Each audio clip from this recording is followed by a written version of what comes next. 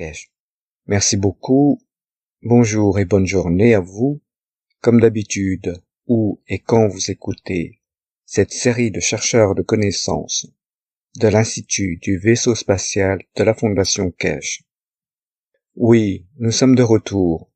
Une nouvelle année dans le calendrier chrétien et dans bien des calendriers, du calendrier chinois, et puis Dieu sait, le calendrier iranien, l'arabe et le reste. Et nous continuons à célébrer le nouvel an, et cela s'additionne quelque part. Oui, 2025 est une année très étrange, parce que lorsque ça coïncide avec d'autres calendriers, ça nous donne des nombres magiques. C'est la première fois pendant le siècle où on ajoute une racine carrée à deux chiffres, le carré de bien des chiffres. Si vous allez au carré de 1 à 9, la somme totale de 2025, et beaucoup de gens pensent que c'est un nombre au carré et un bon nombre qui fait 9, l'accomplissement. Et par coïncidence, c'est le même qu'avec les autres nationalités, les autres croyances culturelles. Certaines d'entre elles totalisent 9, encore une fois, qui est l'achèvement du cycle. Alors nous verrons ce que 2025 nous apporte. Ça ne change pas la création de l'univers, c'est seulement quelque chose dans la tête de l'homme. Je dois m'excuser pour la semaine dernière. J'étais très mal, pas à cause du virus, mais par une infection attrapée quelque part, Dieu sait où. Mais nous attrapons les maladies humaines. Les virus ne nous touchent pas autant. C'est beau de voir que le cycle du plasma nous ramène dans beaucoup de dimensions. Si vous considérez le plasma, comme nous le décrivons, comme une collection de champs travaillant en coordination les uns avec les autres, vous découvrirez une nouvelle dimension en science. Qu'est-ce que cela signifie? Si j'arrive à séparer un champ d'un plasma et à pouvoir le manipuler, à pouvoir lui donner de l'énergie de champ, à élever sa force ou à en retirer pour que ça fasse partie de moi, la science de la création devient alors extrêmement intéressante. Qu'est-ce que cela signifie?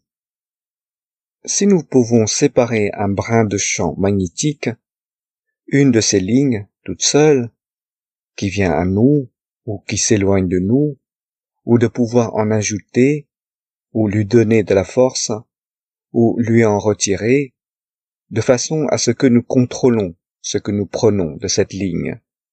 Alors nous comprenons le processus de la création. Cela signifie que nous comprenons comment créer. La création ne veut pas dire observation, détection. La création veut dire affecter d'autres champs, conditions, et créer votre propre environnement. D'une certaine manière, nous manipulons des champs de force. Mais en même temps, pour les manipuler, nous devons apporter des énergies supplémentaires et des champs magnétiques en mouvement à la force qui permet l'interaction. Ça, c'est une pierre angulaire de la capacité de l'homme à voyager dans l'étendue de l'univers. Pourquoi est-ce important? Quand il s'agit de la fin du jeu, quand vient le moment où nous voulons voyager de Mars à la Terre, de la Terre à la Lune, nous n'avons pas besoin d'une collection de champs et de champs collectifs. Nous avons besoin d'un champ qui interagit avec le lieu, le temps et la position sur un point spécifique de cette cible, ce qui nous fait atterrir exactement là où nous voulons être, parce qu'il a sa propre empreinte de force. C'est pourquoi c'est cette position sur cette surface, dans cet environnement. Ainsi, la prochaine étape de l'apprentissage des connaissances dans les temps à venir pour les chercheurs de connaissances est la séparation des champs individuels, et puis leur manipulation. Voyager par-dessus, revenir avec, lui prendre de l'énergie, lui donner de l'énergie, la singularité du champ. Jusqu'à présent, quand on parle de plasma, on parle de collection de champs. Il faut maintenant comprendre la singularité des champs. Comme nous le savons, chaque ligne d'aimant est connectée à une autre extrémité d'un autre aimant. Identifier quelle est la force et dans quelle limite nous voulons utiliser le champ. C'est le nom du jeu. Maintenant que nous en comprenons davantage, d'une certaine manière, nous voulons aller, disons, de Londres à Manchester. Vous avez une autoroute qui vous relie directement. Vous devez trouver cette autoroute pour aller de Mars à la Lune, de la Lune à un autre point de l'univers, et atterrir à cet endroit où vous voulez être. Vous ne voulez pas emprunter une autre autoroute et vous retrouver dans une autre ville. Votre destination est un certain point. Nous devons trouver ces autoroutes de l'espace. Nous devons nous instruire pour ne pas nous retrouver au mauvais endroit. La séparation des champs magnétiques et la compréhension de la ligne de communication sont l'une des parties cruciales de la technologie, qui sera à venir dans l'enseignement de cette année. Ce qui veut dire que je veux atterrir dans tel bâtiment, dans telle pièce, dans telle ville, et pas sur une autre planète. Cette position est comme une empreinte digitale. Elle a une force spécifique. Comment la détectons-nous? Comment savoir où nous atterrissons? Et comment savons-nous qu'à l'atterrissage, nous aurons tout ce que nous avons amené avec nous? Devenons-nous un autre chariot sur une bande passante des champs? Ou devenons-nous, nous-mêmes, des champs attachés à ce champ? Vous devez réaliser que les informations de l'entité de vie doivent être transportées sur une seule ligne d'information, une seule ligne de champ magnétique. Et c'est le secret du voyage spatial. Sinon, vous êtes un objet. Vous aurez de la résistance. Et alors, ayant de la résistance, vous devez la surmonter, ce qui signifie que vous devez puiser dans d'autres énergies pour pouvoir rester là où vous voulez être. Et si vous comprenez ce processus, et si vous pouvez l'analyser pour atteindre une seule ligne d'énergie contenant tout ce qui est nécessaire, alors vous comprenez le processus du Créateur et de la création. C'est pourquoi nous parlons de Dieu étant célibataire. Parce que tout le reste est transporté le long de cette seule ligne. Alors son interaction et sa division conduisent à la création de la vie, de l'univers et du reste. Dans le processus de transmutation, dans le processus de transportation, l'homme doit prendre conscience de la dimension avec laquelle il travaille et à l'intérieur de laquelle il travaille. Comme nous le disons toujours, la transportation est une condition de l'état de matière. La transmutation est une condition de l'état d'énergie. Et les deux sont justes. Et l'homme doit décider de comprendre à la fois les deux connaissances, l'énergie et l'état de la matière. C'est l'un des plus gros problèmes d'aujourd'hui pour l'homme qui ne peut pas comprendre la science du plasma, car il ne peut pas faire la distinction entre l'état de la matière, qui est le même champ, mais au point d'observation, et l'état énergétique, qui est le même. Qu'est-ce que cela signifie? Et l'intelligence de l'homme montrera dans quelle mesure l'homme peut manipuler l'état énergétique dans une singularité, comprendre le processus de création de la manière dont l'homme manipule l'état de la matière pour créer différents systèmes, ordinateurs et matériaux. L'homme doit maintenant apprendre à manipuler les lignes d'énergie, des champs magnétiques en mouvement que vous pouvez courber, que vous pouvez diviser, que vous pouvez amener à interagir au point et à la dimension dont vous avez besoin. Cela devient important pour les chercheurs de connaissances ou les voyageurs de l'espace. Retournez au brevet et lisez comment fabriquer un mur, comment fabriquer une cloison, comment réaliser un vaisseau sans une seule brique, avec un seul atome. Le processus de création doit être compris à la fois dans son état de matière et dans son état énergétique, et dans la manipulation de chacun et des deux en même temps. L'énergie définie dans le plasma ou champ magnétique est un champ magnétique en mouvement. Peu importe la façon dont l'homme traduit l'énergie dans l'état de la matière, l'énergie potentielle, l'énergie cinétique et le reste. Parce qu'alors, il doit confirmer la condition de manifestation de la matière, là où, dans la dimension de l'énergie, le champ magnétique en mouvement n'est qu'un seul. Il n'a ni cinétique, ni potentiel, car il est toujours constant. Mais l'élévation de l'amplitude et de la fréquence est une question d'état de la matière. La façon dont vous rapprochez les champs gravitationnels et magnétiques du champ des rayons dicte alors le pouvoir de compréhension de l'homme sur la connaissance de la création.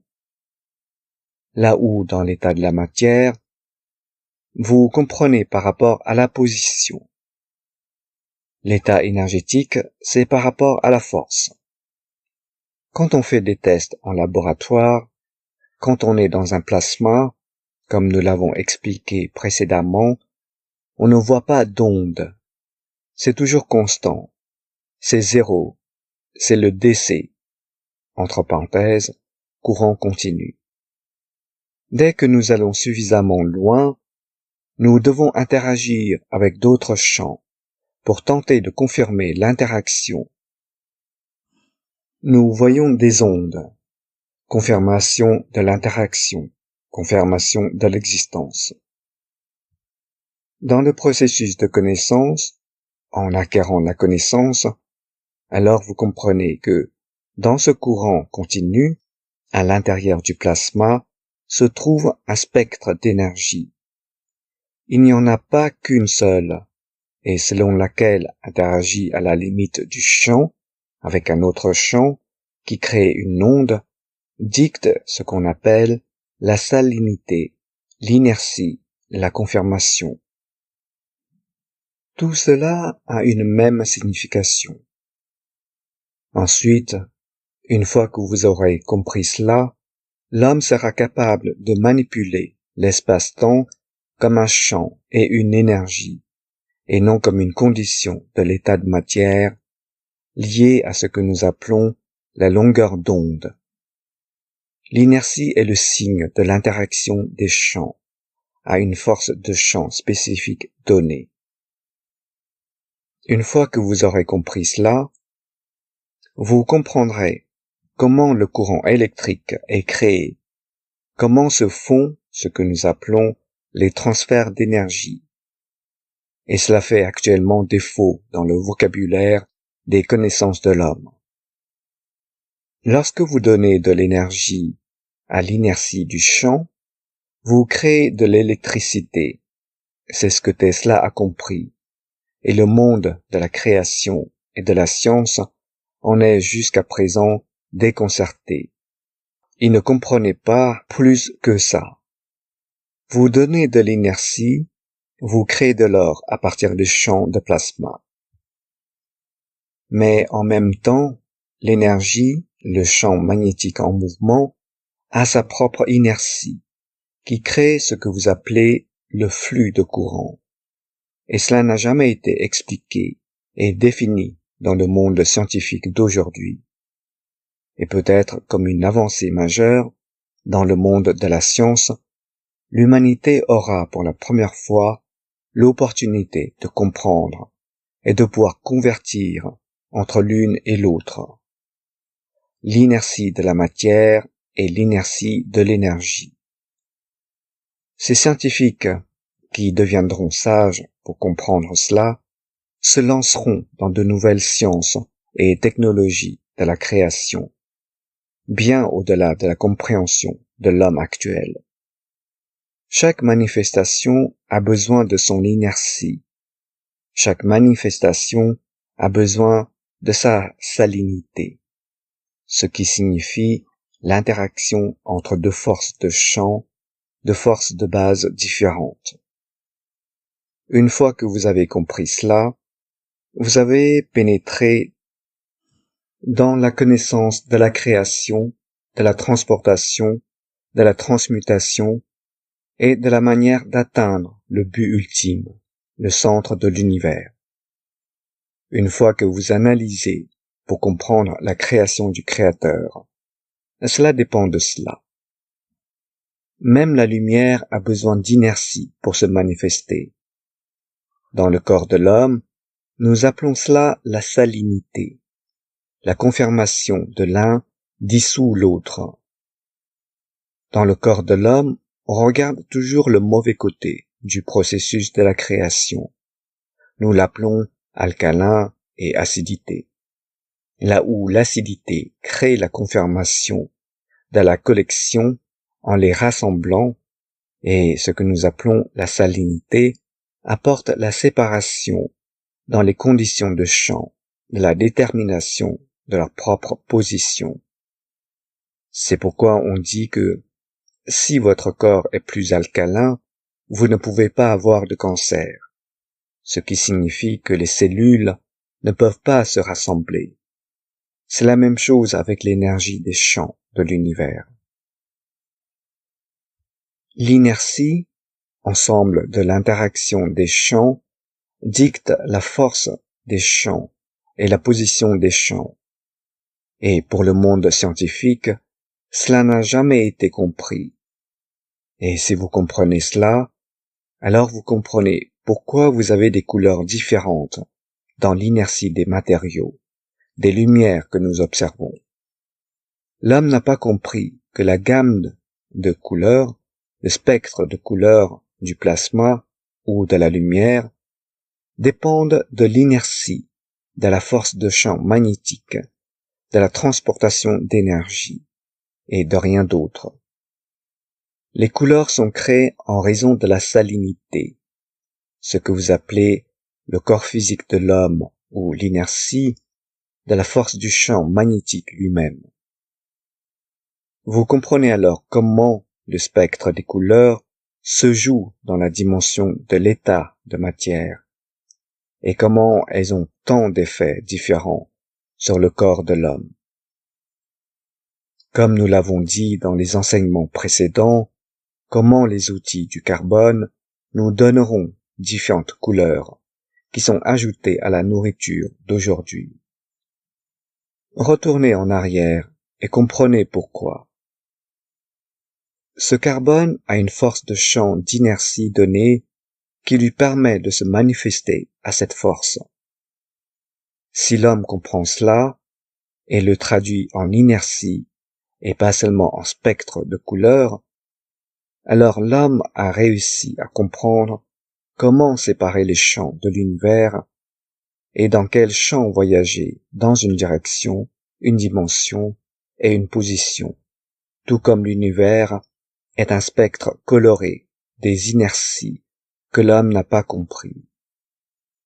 L'inertie des champs magnétiques, qui se manifeste comme une énergie de lumière, des couleurs de lumière, est le spectre de la transmutation et de transportation de l'homme dans l'univers.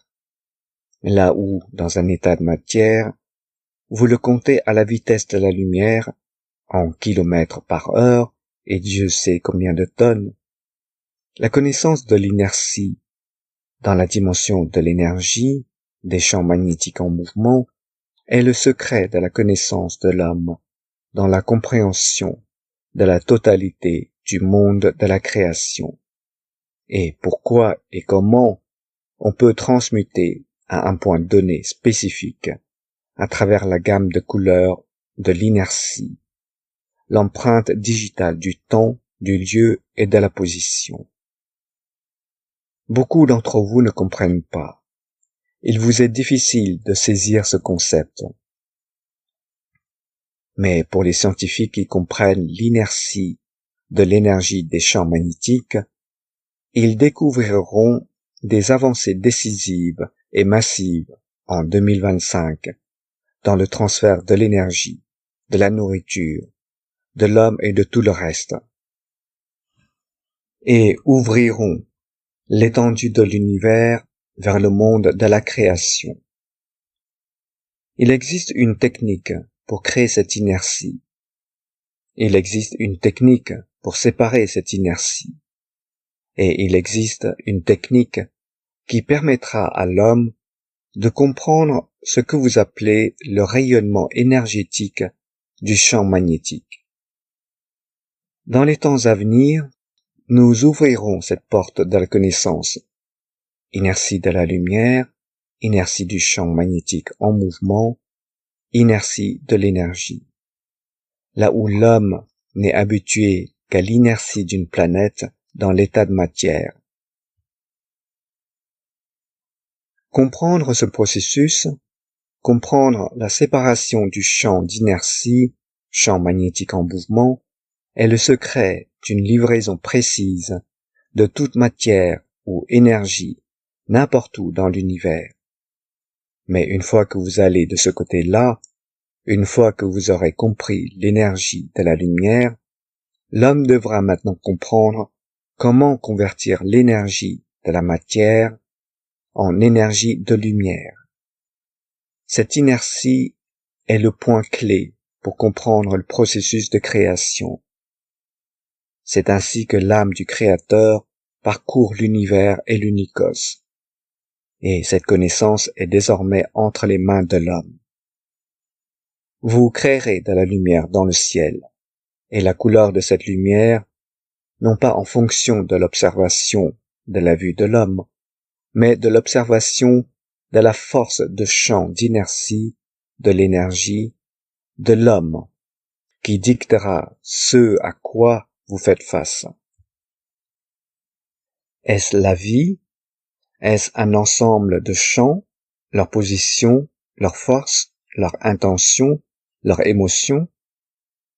Comprendre l'inertie de la lumière ou du champ magnétique en mouvement constitue la prochaine étape dans le monde de la science et de la technologie, qui apportera des percées scientifiques que l'homme ne pourrait jamais imaginer. D'une certaine manière, en regardant votre aura, en comprenant l'inertie de sa lumière, je peux voir d'où la lumière provient, de quel organe à l'intérieur de vous, et puis dans quel état il se trouve, et ensuite comment il interagit avec un autre organe opposé, votre émotion, dimension de compréhension, votre cancer, dimension d'observation et le reste. L'inertie des champs magnétiques ou de la lumière fera partie de la structure de l'enseignement et de la compréhension et ouvrira de nouvelles portes dans la dimension du voyage spatial, de la transmutation et du reste.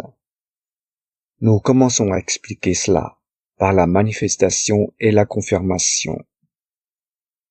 Il existe une technique pour produire l'inertie des champs d'énergie.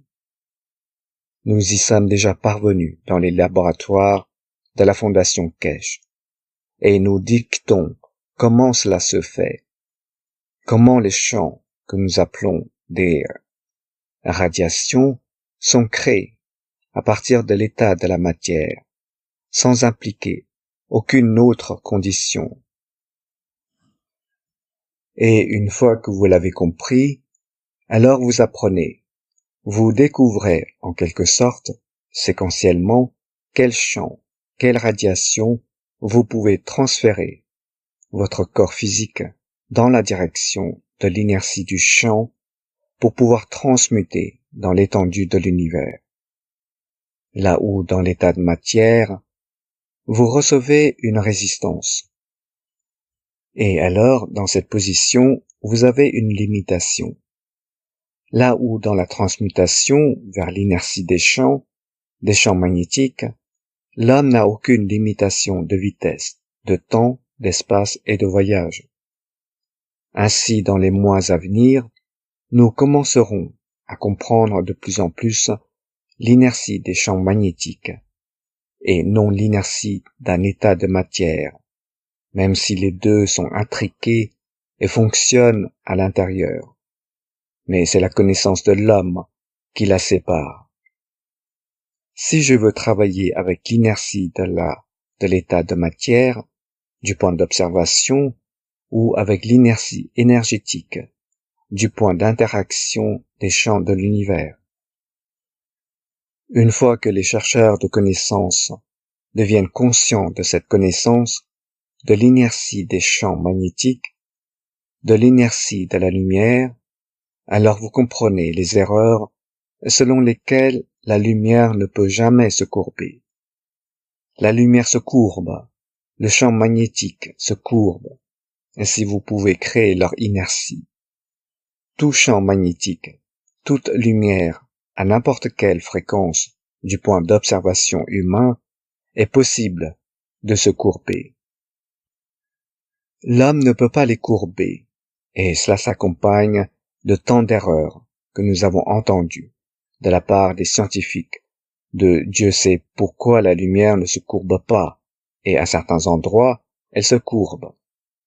Parce que l'homme n'a pas compris que la lumière elle-même a de l'inertie, et que si la lumière rencontre un environnement porteur d'inertie, elle se courbera.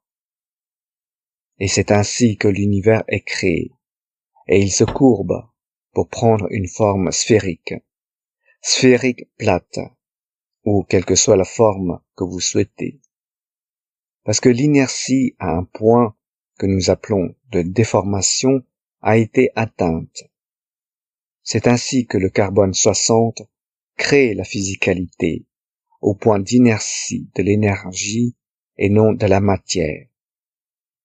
Et c'est pourquoi il peut toujours être créé, dicté, transféré et transmuté. Ainsi, là où les champs d'énergie de ce que nous appelons du carbone se courbent pour créer cette forme sphérique du plasma, c'est là que l'inertie de l'énergie, de la lumière ou du champ magnétique dans la direction et dans la mesure des champs a été atteint. Vous pouvez courber la lumière dans n'importe quelle direction dans l'espace, et vous pouvez la courber sans qu'elle ne parcourt toute la longueur du centre jusqu'au bord extérieur de l'univers.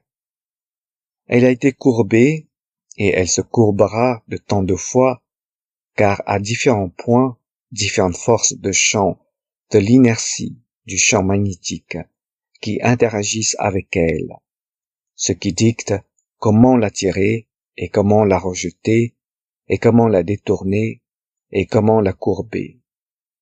Et cela devient un point de connaissance, car alors, en créant des systèmes, vous pouvez créer des murs, vous créez des structures sans aucune brique, là où vous apprenez à courber les champs magnétiques. Comme je l'ai dit, dans les laboratoires, lorsque nous créons ce que vous appelez des ovnis, il n'y a pas à courber. Nous créons l'inertie des champs magnétiques au sein de notre système. C'est l'inertie énergétique et non l'inertie de la matière avec laquelle nous savons jouer. Et si vous comprenez cela, vous pouvez créer des collisions, vous pouvez provoquer des divisions, Vous pouvez créer n'importe quel rayonnement de champ magnétique nucléaire. Vous n'avez pas besoin d'uranium ou de plutonium pour créer des rayons gamma, des rayons X, des rayons bêta et le reste. Parce que si vous savez comment rassembler les champs, alors vous créez cette interaction des champs magnétiques, ce que nous appelons le passage séquentiel qui conduit à la création d'une force donnée. Dans le monde des rayons X, nous produisons un courant élevé. Nous obtenons une cible. Nous la frappons et nous disons que nous créons des rayons X. Les rayons X sont créés dans l'univers sans aucune cible, par interaction des champs magnétiques. Les champs magnétiques plasmatiques. Vous n'avez pas besoin d'une cible. Vous n'avez pas besoin d'une haute tension. Cela se fait à la température ambiante, à la vitesse ambiante de déplacement du champ magnétique en mouvement. C'est ainsi que j'ai toujours dit, je peux produire l'effet de la matière nucléaire sans un seul gramme de matière nucléaire. Parce que nous comprenons l'interaction des champs et l'inertie qui est nécessaire pour créer cela. Nos chercheurs de connaissances ont appris comment créer cela, comment créer l'inertie des champs par interaction de champs magnétiques et non par ciblage et par ce que nous appelons des machines à rayons X et gamma et des réacteurs nucléaires. On joue avec les énergies et non avec la matière. On joue avec l'inertie des énergies et non avec l'inertie de la matière. Cette technologie est la pierre angulaire du développement de l'homme, de la compréhension du travail de l'univers. Et une fois que vous l'aurez compris, la clé de la transmutation s'ouvrira. Vous pouvez la contrôler par l'émotion. Vous pouvez la contrôler par la force de champ dans la dimension du plasma. Alors, lorsque vous permettez au champ du plasma, ce que nous appelons la dimension non potentielle, d'interagir avec l'environnement de la dimension potentielle, alors vous créez ce que nous appelons le rayonnement, le champ, la longueur spécifique et la dimension et la force, sans l'amplitude, mais avec une fréquence. C'est un jeu que l'homme doit comprendre. Et alors vous comprendrez l'ouverture de l'espace. La connaissance de transportation et de transmutation en 2025 est là, où l'homme comprendra l'inertie de l'énergie, le champ magnétique en mouvement. Et une fois que vous aurez compris que, comme vous jouez avec l'inertie, vous jouez avec la gravité sur cette planète, l'homme jouera le jeu de l'univers. L'inertie de l'énergie, champ magnétique en mouvement, est le jeu des dieux, les créateurs. Et pour que l'homme atteigne ce niveau, il doit se détacher de la dimension physique pour pouvoir comprendre le processus d'inertie des champs magnétiques en mouvement. Il y a des mois, lorsque vous aurez suivi l'enseignement, vous découvrirez que nous avons dit qu'à l'intérieur du plasma se trouve un courant continu, qu'il n'y a pas de fréquence. Vous comprenez maintenant pourquoi nous commençons le sujet à ce moment-là. Maintenant vous comprenez que dans cette force, seule l'inertie du champ magnétique en mouvement joue, car il n'a pas de fréquence, car il se trouve dans la force de ses propres éléments, de l'énergie du champ. Vous comprenez maintenant le jeu et le processus qui a commencé. J'ai caché cette connaissance dans les enseignements des 10 dernières années, et c'est à vous de dévoiler, de comprendre. Nos chercheurs de connaissances qui travaillent avec nous dans les laboratoires ont reçu une formation et jouent avec cela depuis 1 an ou 2. Il est maintenant temps d'en faire une connaissance commune. Comment jouer? Comment créer l'inertie de la lumière? Alors la question que la lumière ne se courbe pas, qu'on ne peut pas la courber, et qu'elle se courbe parfois près d'une étoile, tout est résolu. Parce que maintenant, vous comprenez que cette lumière a une inertie. Et si au sein de l'étoile, son équilibre, ou ce que nous appelons sa contrepartie est créé, cela l'affectera. Car la seule chose qui courbe un champ magnétique est un autre champ magnétique. Il est attiré, ou il est repoussé, ou il se positionne. Ensuite, si vous comprenez cela, dans les étapes ultérieures de la connaissance, alors vous pouvez voir à l'intérieur de l'âme du Créateur, car il n'a pas d'inertie et n'a aucune dimension de fréquence. L'inertie de la lumière, l'inertie du champ magnétique en mouvement, l'inertie des champs magnétiques dans la dimension de la création est le secret de la transmutation. C'est le secret de ce que nous appelons voyage à travers l'univers, comme un temps zéro.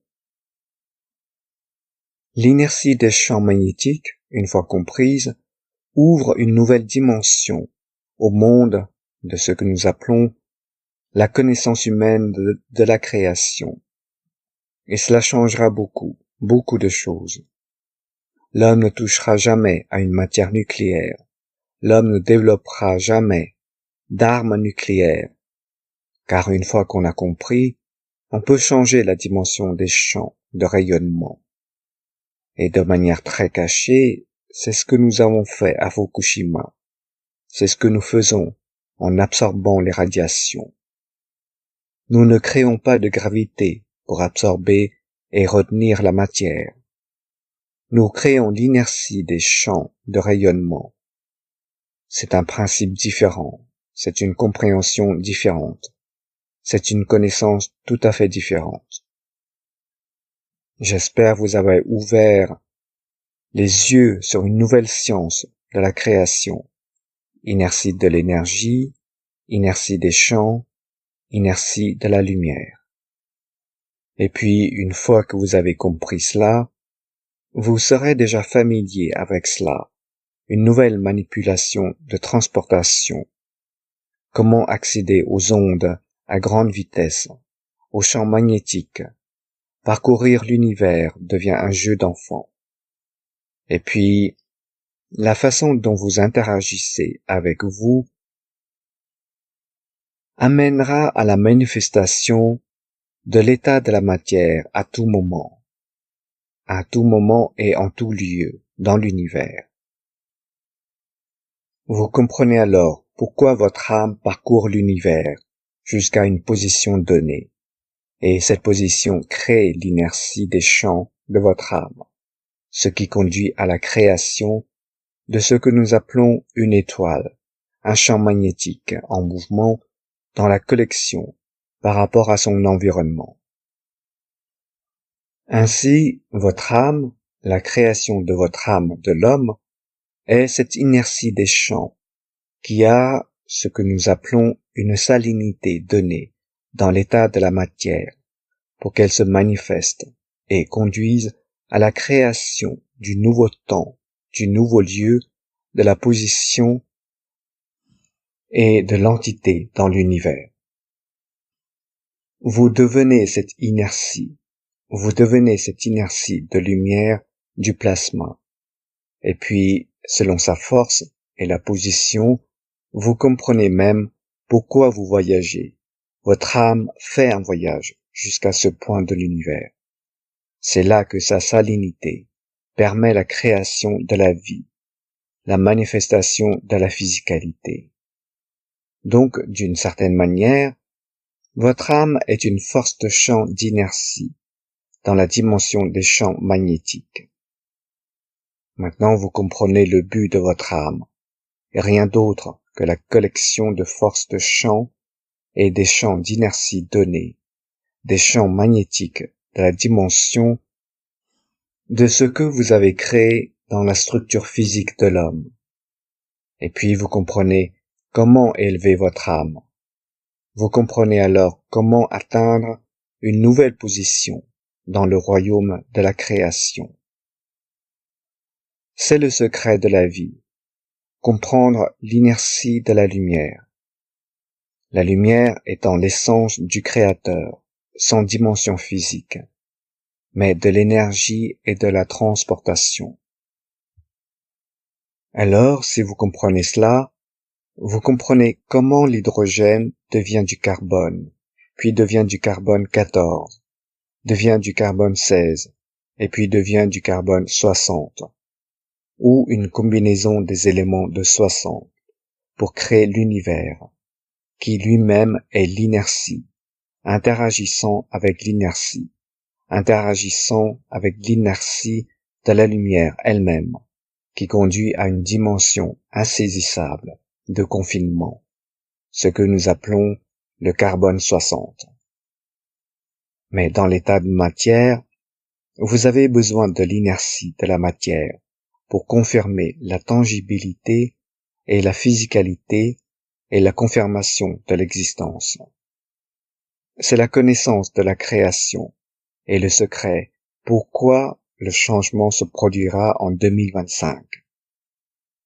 L'homme comprendra pour la première fois l'inertie de la lumière, l'inertie d'un champ magnétique en mouvement. Et une fois que vous avez compris cela, vous n'avez plus besoin de voiture, ni d'ovnis, ni d'autre chose. L'âme créatrice ne voyage pas à bord d'un ovni pour se manifester sur Terre ou ailleurs. Et l'incarnation de la physicalité de l'homme, ou de l'âme de l'homme.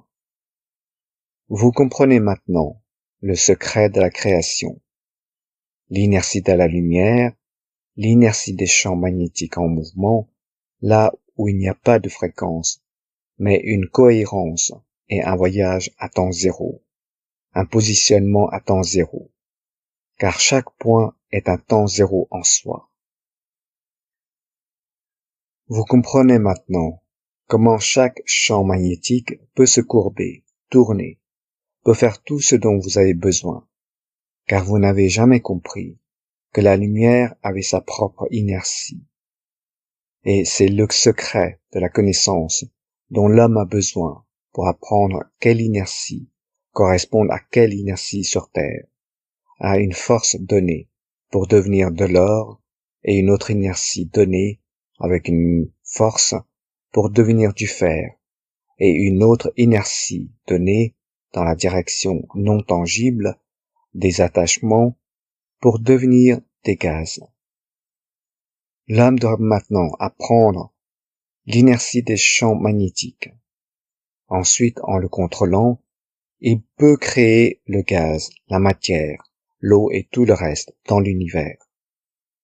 D'une certaine manière, c'est ce que font, de manière très cachée, vos glandes, votre lymphe dans votre corps. Ce n'est donc pas une connaissance cachée.